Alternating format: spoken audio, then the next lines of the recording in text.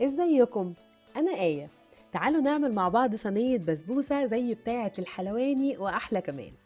انا معايا نص كيلو سميد بسبوسة يكون سادة من غير اي اضافات، ومعايا كمان نص كوباية سمنة بلدي، وده المج اللي هعاير بيه كل الاضافات اللي معايا. تمام، مش هغيره.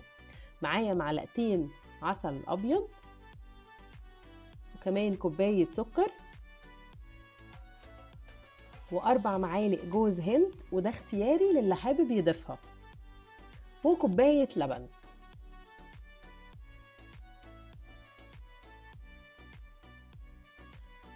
اول حاجة هعملها ان انا هدوب السكر والعسل مع اللبن كويس قوي.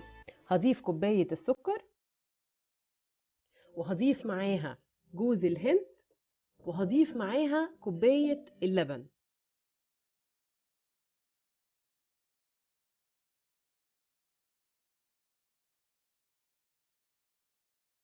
وهضيف كمان معلقتين العسل الابيض. وطبعا ممكن نستبدل العسل بالعسل الكلوكوز، او ممكن كمان الشربات التقيل بتاع الحلويات. بس انا حبيت ان انا استخدم العسل الابيض، بيخليها كده هشه من جوه وبيبقى قوامها ممتاز. تمام، هقلب بقى ال الاضافات دي كويس جدا بالمضرب لغايه ما السكر والعسل يدوبوا كويس قوي، يعني تقليب جامد لغايه ما اتاكد ان هم دابوا خلاص.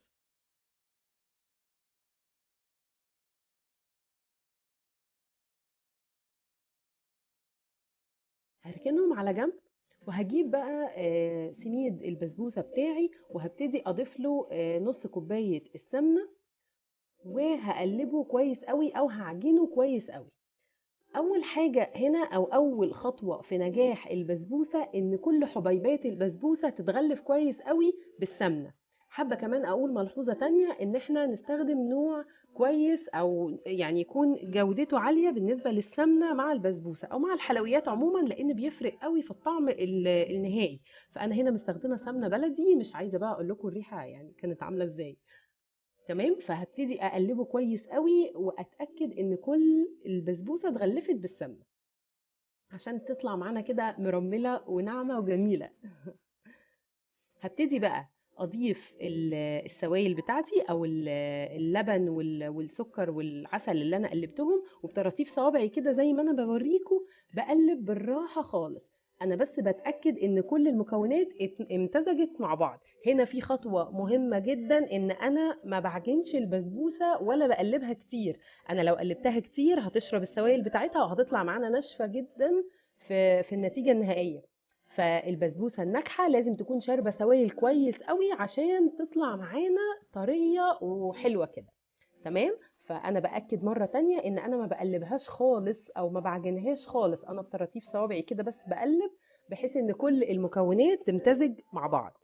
بجيب الصينيه بتاعتي وببتدي ادهنها سمنه، ومش اي دهنه سمنه، يعني انا هدهن شويه زياده شويه. تمام يعني هتوسط. فعشان بس القاعدة بتاعة البسبوسة تكون واخدة اللون الذهبي الحلو وتتحمر معانا كده، وتبقى يعني تطلع بجد النتيجة ممتازة. تمام، انا بقى هنا هبتدي اصب الخليط بتاع البسبوسة، ومليش دعوة خالص ان هو لسه سايل او مفركش كده، انا ماليش دعوة، كل حاجة هتساوي نفسها في الفرن. هبتدي ان انا ابيتها كويس في الصينيه. يعني هبططها كده بايدي كده بالراحه خالص بسويها. وبعد كده هبتدي بقى ان انا امسك الصينيه كده، يعني اخبطها خبطتين حلوين او هرزع فيها كده عشان الهواء لو في هواء زياده ولا حاجه يطلع، وكمان عشان تساوي نفسها. بصوا هي بتساوي نفسها بنفسها، مش محتاجه مننا اي تدخل يعني. تمام. حابة برضو ان انا اضيف ملحوظة تانية. البسبوسة يا جماعة ما بيضاف لهاش بيكنج باودر نهائي. تمام، هي مش عايزينها ان هي تعلى او تكون هشة او الكلام ده، هي مش زي الكيكة خالص. تمام، فانا مش هضيف بيكنج باودر، باكد مرة تانية. تمام. وبجيب كده ظهر معلقه بس يكون بلاها كده نقطتين ميه، وهبتدي اساوي السطح بحيث ان هو يطلع معايا زي المسطره يعني.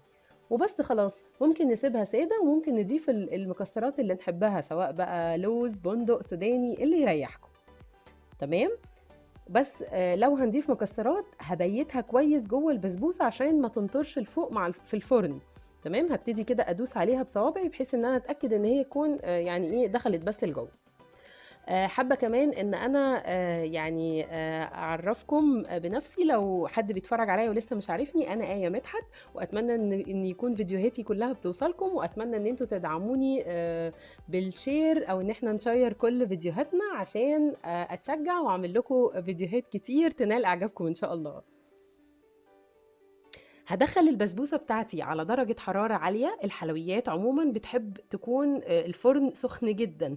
انا مولعة الفرن على درجة حرارة 200. تمام. هجيب بقى السيرب بتاعي او الشربات. شربات الكنافة الناجح بيكون خفيف جدا، بيكون كوبايتين مية معاهم كوبايتين سكر، وهرفعهم على النار. هرفعهم على النار لمدة 7 دقايق بالظبط، مش اكتر من كده. بعد ال7 دقايق هيبتدي يغلي. هضيف الليمون، ان انا هعقده يعني، او هخليه هيتقل يعني معايا، فبعصر بس نص ليمونة. تمام. وبضيف اي منكه احبه، زي مثلا الفانيليا، ممكن عود قرفة، اللي يريحكم، بس انا ضفت فانيليا. خطوة بقى مهمة جدا، ان انا هضيف نص معلقة صغيرة سمنة عشان بس تلمع لي وش البسبوسة. تمام. حابة برضو أضيف ملحوظة مهمة، أنا هنا خرجت البسبوسة من الفرن تكون سخنة جدا والشربات سخن. بأكد تاني، البسبوسة سخنة والشربات سخن، وبدلقهم على بعض. هنا اهو زي ما انتم شايفين خطوات، يعني أهم خطوة في نجاح البسبوسة إن هي بتبتدي تشرب بسرعة معايا الشربات. كده هعرف إن هي هتطلع زي الفل إن شاء الله، وهغطيها تتشرب وهتبقى. اتمنى يكون الفيديو عجبكم، والمعلومات كلها تكون بسيطة ووصلتكم. تمام. واتمنى كمان ان انتوا تدعموني بشير ولايك وسبسكرايب. باي باي.